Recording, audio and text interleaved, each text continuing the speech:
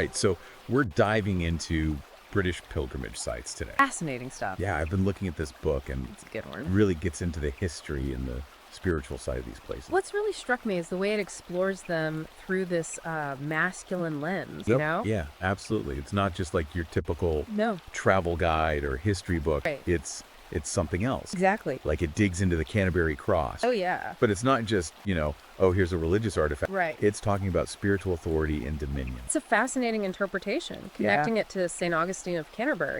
You know, his leadership and his strategy establishing Christianity in England. And it frames that as a masculine Very much so, yeah. approach to power. Yeah. Okay, so we're talking about leadership, we're talking about power, but also about like the courage to stand up for what you believe in. Absolutely. And the book section on Thomas Becket Oh, yeah. really hits on that. Absolutely. His refusal to back down to King Henry II, even when it meant, death. Yeah. That's a powerful example of integrity, And the book frames this story as like a pivotal moment in British pilgrimage. It becomes more than just visiting a shrine. It becomes about resistance. Right, so it's like his sacrifice Yeah. adds this whole other layer to the pilgrimage experience. Yeah. It's like you're honoring his stand Absolutely. by going there. Yeah, and what's interesting is it draws a parallel between Becket's journey and the challenges that men face today. Oh, really? How so? Well, it argues that men are often pressured to compromise their values, to conform to societal expectations that don't always align with their true selves. Yeah, I can see that. Yeah. So are you saying that the book sees pilgrimage as a kind of metaphor Exactly. for the struggles that men go through Very much so. to find their own path? It even shares a story about a modern man who retraced the Canterbury pilgrimage route. Wow. And not for religious reasons, but as like a personal journey of self-discovery. Interesting. Yeah, it highlights how these ancient rites can still be relevant today. Yeah. Offer a framework for navigating like the complexities of modern life.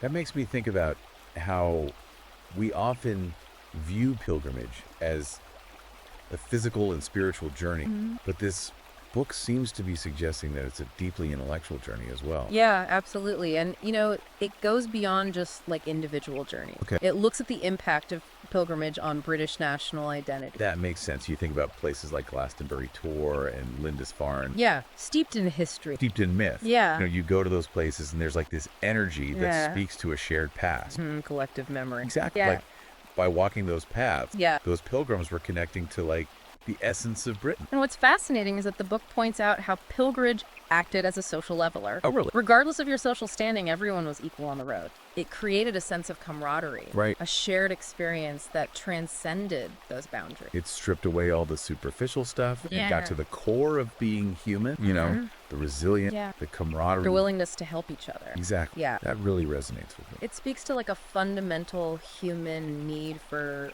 connection and purpose. Yeah. Something that transcends those differences. Okay, so we've talked about Canterbury and the themes of courage and integrity. Yeah. But this book doesn't stop there. No, it doesn't. It's like a whole network of these pilgrimage sites. Throughout Britain. Yeah. Throughout Britain. And each site has its own history, Yeah. its own symbolism. Right. And what the author does really well is connect them to this overarching narrative of what he calls the sacred masculine. Sacred basket. Okay. Yeah. So let's get into some of these other sites. Okay. The book's take on Winchester Cathedral Oh, yeah. really caught my eye. Winchester is described as like the heart of England, and it talks about the symbolism in its architecture. Okay. The nave, the transepts, the stained glass windows, and sees these as expressions of divine order, Okay. spiritual education. Yeah. And this is where it gets really interesting. Okay. It links Winchester to the legend of King Arthur, Yes. talking about the Winchester Round Table and those ideals of unity, leadership, and chivalry. Yeah, and the author makes a compelling case that the King Arthur legend speaks to this deep yearning in men. Oh, really? This yearning to combat chaos and find meaning in their lives. Okay. And it's like Arthur's quest for the Holy Grail becomes this metaphor for the spiritual enlightenment that men are often seeking today. Wow, that's a really powerful connection. Yeah. All right, so we've got Canterbury, we've got Winchester. Where else does this book take us on this pilgrimage through Britain? Well, next we go to Salisbury Cathedral. Okay. And the author really focuses on the spire there. And he sees this as a symbol of human aspiration towards transcendence, Yeah. towards something beyond the everyday. He even mentions the spire's alignment with the sun. Yeah, during solstices and equinoxes. Right. It's this physical manifestation of the connection between the earthly and the spiritual. Yeah. It's powerful imagery. Of course, Salisbury also holds another treasure. Yes. The Magna Carta. Yes, the Magna Carta. This document that resonates so strongly with ideas of justice and fairness And individual rights. and individual rights. Yeah. And the author very cleverly links the Magna Carta to the pursuit of enlightenment Yes. and rational thought. He argues that those principles are not just political, Right. but they're deeply spiritual as well. It's like they're essential elements in a man's journey towards understanding himself. Yeah, and the world around him. That's a great point. So we're seeing this thread of individual growth, pursuit of knowledge, woven into these pilgrimage sites. Absolutely. What else does the book highlight? Well, the book discusses Sir Christopher Wren. Oh, wow. The renowned architect, Yes. who drew inspiration from Salisbury Cathedral's spire Uh-huh. when he was designing St. Paul's Cathedral in London. Right. Wren's architectural achievements are just incredible. Yeah. It's like he translated those spiritual aspirations of the past Yeah, into a new language. absolutely. A new architectural style. That spoke to the evolving spirit of his time. Exactly, and it highlights how these ancient sites continue to influence us. Yeah. They shape our artistic expression Right. and reflect our own search for meaning. Exact. So we've explored cathedral, Yeah. we've looked at historical figures, and we've touched on these themes of leadership and integrity. Yeah. But no exploration of British pilgrimage would be complete without talking about Stonehenge. Of course. This place shrouded in mystery. Yeah. What does the book have to say? Well, it focuses on Stonehenge as like a testament to human desire Uh-huh. to understand the universe, to find our place in the grand scheme of things. It's a place that sparks so much wonder, Absolutely. speculation. Yeah. The book mentions the heel stone. Right. And its significance in marking those celestial alignments. Mm-hmm. And it even connects the heel stone to ancient traditions of enlightenment. Yeah, and spiritual awakening. What I found really fascinating is that the author also brings attention Yeah. to a perspective that's often overlooked. Okay. The role of women in Stonehenge's history. Interesting. Yeah. You know, we often focus on those masculine aspects of these ancient sites, Right. but we sometimes forget to acknowledge Yeah. the contributions of women Yeah. and shaping our shared history. It's a good reminder that the spiritual journey is not exclusive to any one gender. Right. It's a human journey. Absolutely. And we need to recognize and honor Yeah. the contributions of all those who came before us. Absolutely. And that leads us to another site, Okay. steeped in myth and legend, Glastonbury Tor. Glastonbury Tor, Yeah. often associated with the quest for the Holy Grail. Exact. And the book presents Glastonbury Tor as a symbol of spiritual transcendence, Okay. that pursuit of something beyond the material world. The climb up Glastonbury Tor is pretty challenging. It is. Does the book connect that to this idea of spiritual journey? It suggests that the physical effort mirrors the challenges and the triumphs we experience in our own spiritual growth. Mm-hmm. It's about pushing boundaries, overcoming obstacles, and reaching for a higher understanding. That resonates with me so often. Yeah. The most rewarding journeys are the ones where we overcome adversity Absolutely. and find that inner strength. Yeah. So what else does the book say about Glastonbury Tor? Well, this is where it gets a bit more complex. Okay. It connects Glastonbury Tor to something called the C.T.M.U framework. The C.T.M.U framework. Yes, have you heard of that? I have not. So the C.T.M.U stands for the Cognitive Theoretic Model of the Universe. Okay. It's a pretty complex theory, but essentially it proposes that the universe is self-simulating, Okay. self-referential, meaning it contains its own blueprint, Okay. and that consciousness plays a key role in its structure. So how does Glastonbury Tor fit into all of this? Well, the book argues that Glastonbury Tor, with its layered history, its Yeah. connection to myth and spirituality, acts as a physical representation of these complex ideas. So it's like by climbing the Tor, Yeah. you're not just, you know, Conquering a physical challenge, Right. you're engaging with these deeper, Yes. more abstract concepts. about the universe and our place in it. Exactly. Fascinating. And it doesn't stop there. Okay. It delves into the legend of the Glastonbury thorn. Okay. This tree that is said to have bloomed twice a year. Wow. Once at Christmas and once at Easter. That's quite a legend. What does the book make of it? The author sees the Glastonbury thorn as a symbol of resilience, Okay. faith, and the cyclical nature of life. He even mentions how the thorn was vandalized a few years back, but then replanted, Right. highlighting this idea of renewal Right. and the ability to overcome adversity. It's like the thorn itself embodies that message of hope, Yeah, the enduring power of the human spirit. absolutely. And it brings us to another fascinating site, Wells Cathedral. Wells Cathedral, known for its stunning architecture. Yes. And its clock. Ah, yes, the Wells clock. So tell me about this.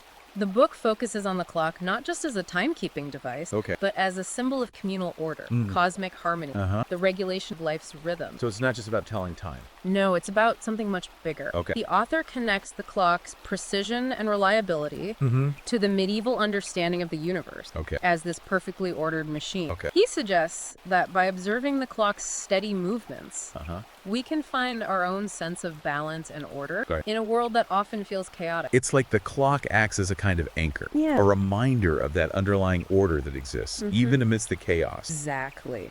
What else does the book say about Wells Cathedral? Well, it also highlights the role of music in creating a sense of transcendence and connection to the divine. Okay. It describes how the music combined with the architecture and the symbolism of the cathedral creates this really unique spiritual experience. So Wells Cathedral offers this kind of multi-sensory experience that speaks to a deeper sense of order and connection. Exactly. And it brings us to another site that holds a special place in the realm of knowledge and intellectual pursuit. Oxford. Oxford's a place synonymous with scholarly tradition, pursuit of truth. The book describes Oxford as a place where the myth of the scholar's journey comes alive. Interesting. It's not just about classrooms and textbooks. Right. It's about that lifelong pursuit of knowledge. Okay. The quest for enlightenment. So it sees the academic tradition itself as a kind of pilgrimage. It does. And it highlights the Bodleian Library as a symbol of human desire to understand the world. This vast repository of knowledge, a testament to the power of the human mind. Absolutely. Explore and discover. Yeah, and the book also points out that even in a place like Oxford, where learning is paramount, unexpected moments of spiritual discovery can occur. It mentions these hidden gems of Oxford, like small chapels and quiet gardens, as places where the sacred can be found in unexpected ways. That's a good point. Yeah. Sometimes the most profound experiences happen when we least expect them. Absolutely. In those quiet, unassuming places where we can truly connect with ourselves. Yeah, and it leads us to a very different kind of site, Hadrian's Wall. Hadrian's Wall. Yes. That massive Roman fortification stretching across northern England. The book uses Hadrian's Wall as a symbol of boundary, both physical and spiritual. And it talks about how the wall served as a constant reminder to the Roman soldiers who guarded it that they were on the edge of the known world. Wow. Facing the unknown. So it's like the wall represents this fundamental human need for definition, projection. Absolutely. And the book connects that to the challenges that men face today. In what way? Well, it argues that we all need to establish boundaries, both in our personal lives and in the wider world. Right. We need to know where we stand, what we believe in, and what we're willing to fight for. That's a powerful message. Yeah. So it's about defining who we are, what we value, what we're willing to protect. Absolutely. So what else does the book say about Hadrian's Wall? It also looks at like the psychological impact of walls in general. Okay. It uses examples like the walls of Troy, the Berlin Wall, to illustrate how walls represent this need for security. But also the potential for division and isolation. It's like they can both protect us and imprison us at the same time. There's this poignant story in the book about the discovery of a Roman soldier's grave. Near Hadrian's Wall. Near Hadrian's Wall. It really humanizes the wall. Yeah. It reminds us that behind these grand structures, there are human stories. Always. Yeah. It's a good reminder that history is not just about dates and events. Right. It's about the lives of real people. And the book ties archaeology itself to the process of self-awareness. Okay. Just like archaeologists uncover hidden truths about the past, we need to dig deep within ourselves to understand who we truly are. That's a powerful analogy. Yeah. It's about confronting our own past, our own shadows, and integrating those into a more complete understanding of ourselves. Absolutely. And that brings us to another magnificent structure, Durham Cathedral. Durham Cathedral. Yes. Known for its grandeur. Its soaring arches. Its intricate carvings. What does the book have to say about it? Well, it focuses on Durham Cathedral's architecture. Okay. Emphasizing the grandeur and the symbolism of its ribbed vaults and its pointed arches as reflections of divine order. It's like the cathedral itself embodies that sense of order and purpose. And the book connects the cathedral's design to the medieval understanding of the physical world Right. as a reflection of the divine. So by contemplating the cathedral's architecture, Yeah. we're invited to contemplate Yeah. the larger order of the universe. Exactly. And the book tells a story about a stonemason Okay. who finds clarity and purpose in the precise alignment of the ancient stones of Durham Cathedral. Wow. It's like the act of building the cathedral Yeah. becomes a metaphor for the process of building our own lives. Brick by brick with intention and purpose. That's a beautiful image. Yeah. So we've journeyed from Canterbury to Durham, exploring themes of leadership, integrity, the pursuit of knowledge, the importance of boundary. Absolutely. What other destinations await us on this pilgrimage through Britain? The book takes us to the rugged beauty of the Scottish Highlands, Okay. where we encounter the West Highland Way. Let's pause there for a moment. Okay. This feels like a good place to take a break Yeah. and let our listeners absorb all these fascinating insights. We'll be back in a moment to continue our deep dives into this extraordinary book. Sounds good. Yeah, the West Highland Way. It's a challenging trail, Yeah. It really tests your limits, both physically and mentally. Right. And the author connects that to this kind of inner strength that men need to cultivate. So it's about more than just enjoying a scenic hike. Yeah, exactly. He describes it as like a portal to understanding the mysteries of life. Oh, wow. Yeah, he argues that by immersing yourself in that rugged landscape, you tap into something primal. I like that. Tapping into something private. Yeah, something ancient. Yeah. Something that resonates with a deeper understanding of what it means to be human. Does he elaborate on that at all? He talks about slowing down, being present, tuning out the noise of the modern world, Right. Connecting with nature, Yeah. with your own inner strength, and with the long lineage of men who have walked those paths before you. That makes sense. Yeah. There's definitely something about being out in nature that can be incredibly grounding, Absolutely. restorative. And he also highlights the importance of mindfulness. Okay. Paying attention to the details, really absorbing the beauty and the power of the natural world. So it's about being present in both body and mind. Exactly. And from the rugged beauty of the Highlands, Okay. the book takes us to the Isle of Iona. Iona. Yeah. I've heard it described as a place of just profound peace. Yeah. Quote. It is, he describes it as a place where you can really connect with your spiritual side, where the veil between the material world and something beyond feels very thin. That's a powerful image. Yeah. What else does he say about Iona? Well, he talks about the island's history, Okay. its connection to St. Columba, who brought Christianity to Scotland back in the 6th century, Right. and how it's become a pilgrimage destination for people all over the world. Drawn to that sense of peace, Yeah. that deep connection to the sacred. Yeah, it sounds like a place that invites contemplation and reflection. It does. And he also talks about the Iona community. Oh, yeah. This group of people committed to living out their faith in a practical way. Yeah, in a meaningful way. Tell me a bit more about the Iona community. What are their core values? Well, they emphasize social justice Okay. and community service. And the author ties this back to the theme of the sacred masculine, Okay. suggesting that true masculinity is not just about strength and power, but about using your gifts to make a positive impact on the world. It's about stepping up. Yeah. Taking responsibility. Yeah. Using your strength to serve something greater than yourself. Absolutely. And he also highlights the importance of ritual. Okay. He describes this very simple ritual he performs after every pilgrimage. Okay. He rings a small hand bell in a quiet chapel. I love that imagery. Oh, eh? What does that represent for him? He says it's a way of marking the end of one journey and the beginning of another, acknowledging the cyclical nature of life, Right. the constant flow of endings and beginnings. I love that it's like closing one chapter and opening a new one.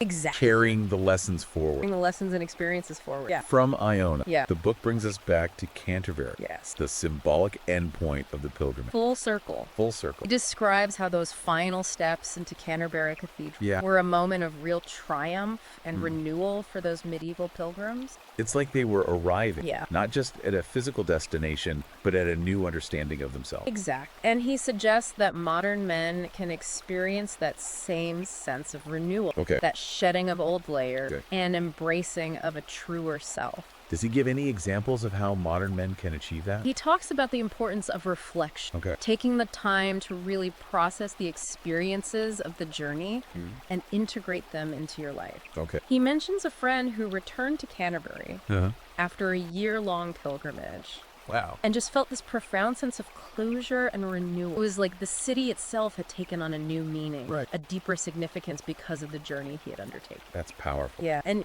he encourages readers to share their pilgrimage experiences with others. Okay. Not just to inspire others, but also to solidify those lessons learned, Right. to create a sense of connection and community. Because sharing our experiences helps us to make sense of them. Yeah, integrate them in a more meaningful way. Exactly. He even encourages readers to craft a personal myth, Okay. to see their own pilgrimage as a hero's journey. To see our own lives through the lens of mythology. Exactly. It's about finding that deeper meaning in our experiences, even the challenging ones, Right. and seeing them as part of this larger narrative of growth and transformation. So we're not just living our lives, we're creating our own story. Absolutely. And finally, he leaves the reader with a powerful image. Okay. The Canterbury Bell. The Canterbury Bell. This flower that blooms in the shadow of the cathedral. What does he say about it? He sees it as a symbol of the eternal return, the cyclical nature of life, the Yeah. constant flow of endings and beginnings. I like that. Yeah, it's a reminder that the pilgrimage is never truly over. You know, those lessons we learn, the transformations we undergo, they stay with us. It's a comforting thought. Yeah. That even though journeys end, their impact continues to shape us. It does. And it's not just about those big life-changing pilgrimages. Right. He suggests that we can find these moments of pilgrimage Yeah. in our everyday lives. What does he mean by that? He talks about walks in nature, Uh-huh. quiet moments of reflection, Huh? acts of service. Yeah. You know, anything that connects you to something larger than yourself. Right. It's about finding those moments of, Yeah. of renewal, of connection in the midst of our busy lives. Yeah. That's something I think we can all relate to. Yeah. You know, we all need those moments of pause or reflection to recharge. To recharge and reconnect with what truly matters. Absolutely. And those moments can be just as powerful and transformative Right. as any grand pilgrim. So we've explored Canterbury, Winchester, Salisbury, Yeah. Stonehenge, Glastonbury Tour, Wells Cathedral, Wells Cathedral, Oxford, Hadrian's Wall, Durham Cathedral, Hadrian's Wall, Durham Cathedral, the West Highland Way, and Iona. and Iona. That's quite a pilgrimage. Yeah, but the book covers even more ground. It does. Yeah, he doesn't stop there. Okay. He takes us to the Ridgeway, The Ridgeway. Britain's oldest road, Wow. steeped in the history of the ancient Britons. It sounds like stepping back in time. It is. He describes this feeling of walking along that ancient path. Yeah. And imagining the people who walked there centuries ago. It's like a tangible link to the past. Yeah, and then he also explores St. Alban, Okay. where the first Christian martyr in Britain, St. Alban, made his stand. St. Alban, a figure of courage, Yeah. conviction.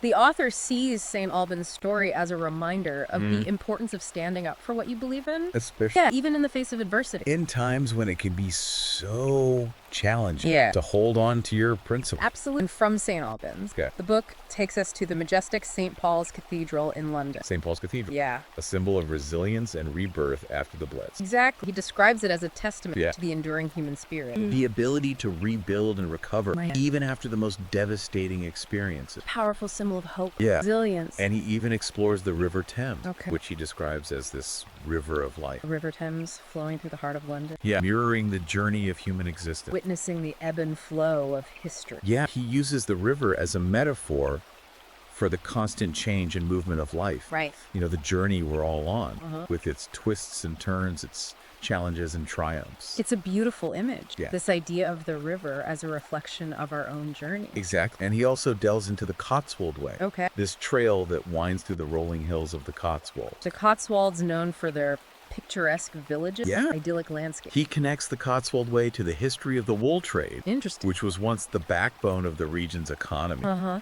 And he talks about the Cotswold lion, Okay. this breed of sheep. A Cotswold lion, known for its hardiness and resilience. Interesting. What does he say about the Cotswold lion? He uses it as a symbol of the qualities that men need to thrive in today's world. Okay. Strength, adaptability, a willingness to work hard. Right. You know, even in the midst of beauty and tranquility, there's a need for strength and perseverance. He doesn't shy away from the challenges that men face in today's world. No, he doesn't. He talks about the pressures of modern life. Yeah, the feeling of being lost or directionless. I think those are feelings a lot of men can relate to. Absolutely. And he offers hope. Okay.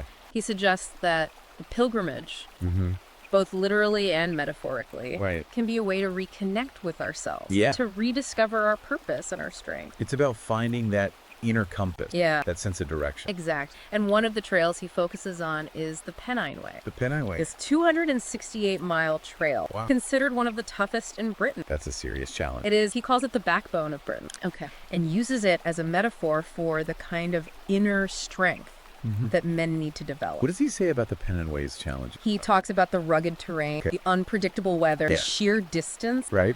And he says that it's those challenges Oh, that yeah. make the journey so transformative. It's like by pushing our boundaries, Yeah. facing our fears, we discover a deeper strength within ourselves. Exact. And he also draws this fascinating parallel Okay. between the geological formations of the Pennines with their layers of rock that have been shaped by centuries of erosion and the way that our own challenges shape us Right. and make us stronger.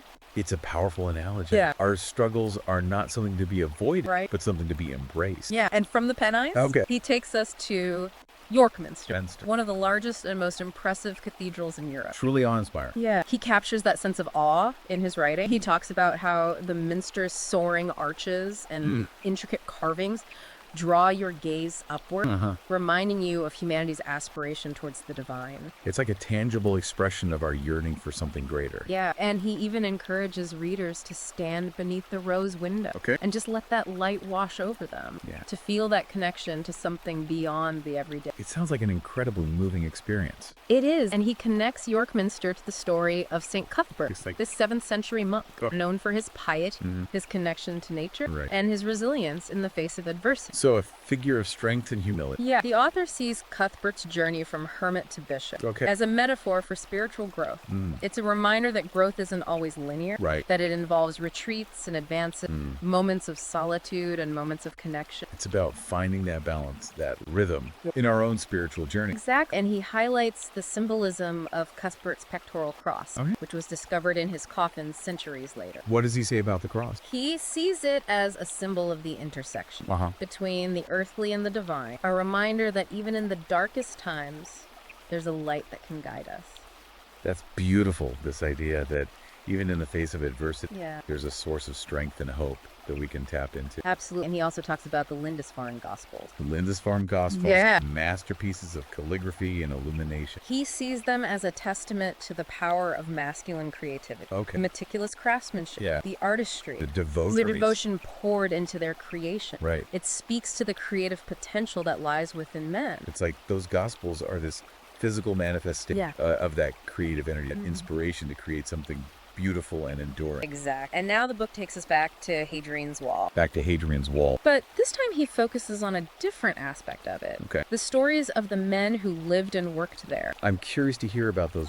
What does he highlight? He talks about the archaeologists Okay. who were uncovering the remains of those Roman forts and settlements along the wall. Right. And he uses those discoveries to paint a picture of what life was like Yeah. for the soldiers who were stationed there. It's like bringing history to life. Yeah. You know? Yeah. Imagining those men going about their daily routine, facing those challenges, Yeah. forming bonds with each other. He talks about the challenges they faced, Right. the sacrifices they made, the camaraderie that developed between them Yeah. as they stood together on the edge of the empire. It's a reminder that we're all part of something bigger, Yeah. you know, and we can draw strength from the stories of those who came before us, Absolutely. who faced their own challenges with courage. Yeah, and the author connects those stories. To the challenges that men face today, Right. suggesting that we're all standing on some kind of wall, Yeah. facing our own personal frontiers. We're all on a journey, you Yeah. know, facing our own obstacle, Yeah. trying to navigate a world that can often feel so uncertain Absolutely. and unpredictable. He also talks about the importance of boundaries, Okay. both physical and spiritual, Yeah. and how those boundaries help us define who we are and what we stand for. Boundaries are essential Yeah. for defining our own space, Yeah. our own values, our own sense of self. He uses the example of the mile castles, Okay. those small forts that were spaced along Hadrian's Wall, Right. to illustrate how discipline and Okay. even the smallest actions are essential to maintaining order and protecting what's important to us. It's like a reminder to be mindful of the boundaries we set Yeah. for ourselves and for others, Yeah. and to be willing to defend those boundaries when necessary. Exactly. And then he takes us on another journey along the Pennine Way, Back to the Pennine Way. which he describes as a metaphor for the journey of life itself. What new insights does he offer this time? He talks about That rugged beauty of the trail, the unpredictable weather, Yeah. the challenges that it presents to both body and mind. Right. And he argues that it's precisely those challenges Okay. that make the Pennine Way such a transformative experience. It's like a crucible, Yeah, you know? a test of our strength. A test of our strength and resilience. Exactly. And he encourages readers to use the landscape as a mirror Okay. for introspection, to pay attention to the detail Yeah. and to let the natural world speak to them. It's about slowing down, tuning out the noise of the modern world, Yeah. allowing yourself to be present in the moment. Exactly. That resonates with me. There's Yeah. something about being out in nature Yeah. that invites that contemplation, allows for a deeper connection with ourselves. Yeah. And from the Pennines, he takes us to Durham Cathedral, Durham Cathedral. where he focuses on the story of the stonemasons who built it. Those craftsmen Yeah. who created something so enduring and awe-inspiring. He talks about how those men, with their simple tools Yeah. and their unwavering dedication, Right. created a structure that has stood for centuries. A testament to the power of human skill, Yeah. determination, Yeah. that ability to create something lasting, Yeah. meaningful. And he uses the cathedral as a metaphor for the importance of craftsmanship. Okay. Taking pride in our work. Yeah. Creating something that will outlast us. It's a reminder that our legacy Yeah. can live on through the things we create, Absolutely. the impact we have on the world. Yeah, and he encourages readers to experience the cathedral, not just visually, but with all of their senses. What does he mean by that? He talks about feeling the weight of the stone, Okay. smelling the incense, Oh. hearing the echoes of the choir. It's about immersing yourself in that sacred space Yeah. and allowing it to work its magic on you. So it's about engaging all of your senses, Yeah. opening yourself up to a deeper experience. Exact. And now he takes us back to the Scottish Highlands. Back to the Scottish Highlands. This time to the West Highland Way. We're returning to the West Highland Way. Yes, but with a slightly different focus this time. Okay. He emphasizes the importance of preparation, Right. both physical and mental, Right. for navigating the trail's challenge. So it's about being prepared for the journey ahead, Yeah. both physically and mentally. He even talks about how he created a playlist Oh, wow. of bagpipe music Okay. and ambient nature sounds That's a great idea. to enhance his experience on the trail. Yeah, music can really set the mood, Yeah. create a more immersive experience. Absolutely. What else does he highlight about the West Highland Way? Well, he talks about the importance of reflection. Okay. Taking the time to think about the challenges you face, the lessons you learn, Mm-hmm. the ways the journey has changed you. It's about integrating that experience into your life, Yeah. allowing it to shape you. Exactly. It's not just about reaching the destination. Right. It's about the transformation that happens along the way. And he also delves into the history of the Highlands, He does. the myths and legends. Yeah. That have shaped the He region. describes the Highlands as a portal to understanding the mysteries of life, Yeah. suggesting that by immersing yourself in that landscape, you can tap into something. Yeah. Primal and ancient. It's like the land itself holds a certain wisdom, Mm-hmm. a connection to something deeper. Exactly. And he emphasizes the importance of mindfulness, Okay. paying attention to the detail, Right. listening to the land and letting it speak to you. It's about being present in the moment, Yeah. opening yourself up to the wisdom of the natural world. And now he brings us to the Isle of Iona, Iona, which he describes as a sanctuary for the soul. a place of peace and tranquility. We've talked about it. Is there anything new he adds this time? He talks about the Iona community Right. and their commitment to living out their faith in a practical and meaningful way. Yeah. And he connects their emphasis on social justice and Okay. community service Right. to that theme of the sacred masculine, Okay. suggesting that true masculinity is not just about strength and power, Right. but also about compassion and action. It's about using your strength to serve others, Yeah. to make a positive difference in the world. It's a reminder that true strength lies not just in physical prowess, Right. but in empathy and action. And he concludes the book Yeah. with a powerful message He does. about the cyclical nature of life, the constant ebb and flow of endings and beginnings. Yeah, he uses the image of the Canterbury Bell, right? Canterbury Bell. Yeah, he sees it as a reminder that the pilgrimage is never truly over. Right. The lessons we learn, Yeah. the transformations we undergo, they stay with us. They continue to shape our lives. They do. And he encourages the listener to embrace the cyclical nature of life, Okay. to see endings not as finalities, Right. but as opportunities for growth. It's a beautiful message Yeah. about the transformative power of the journey, Yeah. the resilience of the human spirit, Yeah, the enduring beauty of the world around us. absolutely. And he reminds us that these moments of pilgrimage, Right. these opportunities for growth and transformation can be found not just in grand adventures, Right. but also in the everyday moments of our lives. It's about being present, Yeah. being mindful, Yeah. and being open open to the possibility of transformation Exactly. in every moment. Yeah. It's fascinating how the author connects these ancient pilgrimage sites to a kind of blueprint for masculine living. Right. It's like he's saying we can look to these journeys, these stories for guidance in navigating the challenges of being a man today. It's not just about the history or the religion. No, it's deeper than that. It's about tapping into something timeless. Exactly something that speaks to the core of what it means to be a man. And what I appreciate is how he brings it all back to everyday life. Yeah. Yeah. We don't necessarily have to trek across England to find that meaning. Right. He makes the point that those moments of pilgrimage, those opportunities for growth, they can happen anywhere. In the most unexpected places. Yeah, he uses this great example, actually. Oh, yeah. You know those traditional door knockers Yeah. you often see on old churches and cathedrals in England? I know exactly what you're talking about. Usually shaped like a lion's head? Yes. He calls it the Durham knocker. Okay.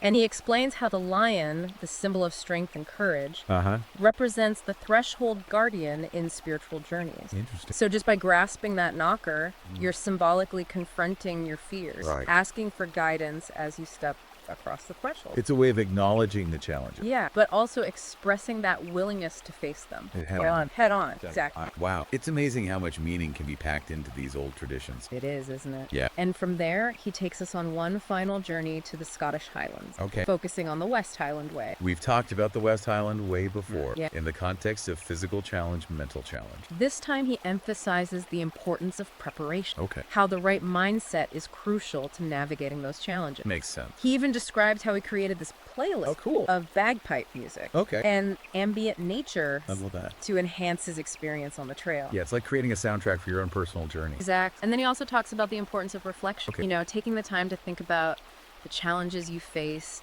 the lessons you learned, and how that experience has really changed you. So it's not just about reaching the destination. Yeah. It's about the transformation that happens along the way. Exact. And finally, he brings us to the Isle of Iona. Iona, that place of peace and tranquility. He calls it a sanctuary for the soul. Beautiful. A place where you can connect with your spiritual side. Anything he adds this time around. He talks about the Iona community. Right. Those folks committed to living out their faith, Yeah, in a really practical way. serving others. Exact. And he connects this to the idea of the sacred masculine, Yeah. suggesting that true masculinity isn't just about strength and power. It's about more than that. It's also about compassion Right. and action. Using your strength to make a difference. Exact. And he ends the book with this really powerful message. What's that? About the cyclical nature of life, you know, the constant ebb and flow of endings and beginnings. He uses the image of the Canterbury Bell, right? He does. He sees it as a reminder that the pilgrimage is never truly over. Yeah. The lessons we learn, the transformations we experience, They stay with us. they stay with us and continue to shape our lives. It's a beautiful image, that Canterbury Bell. Yeah.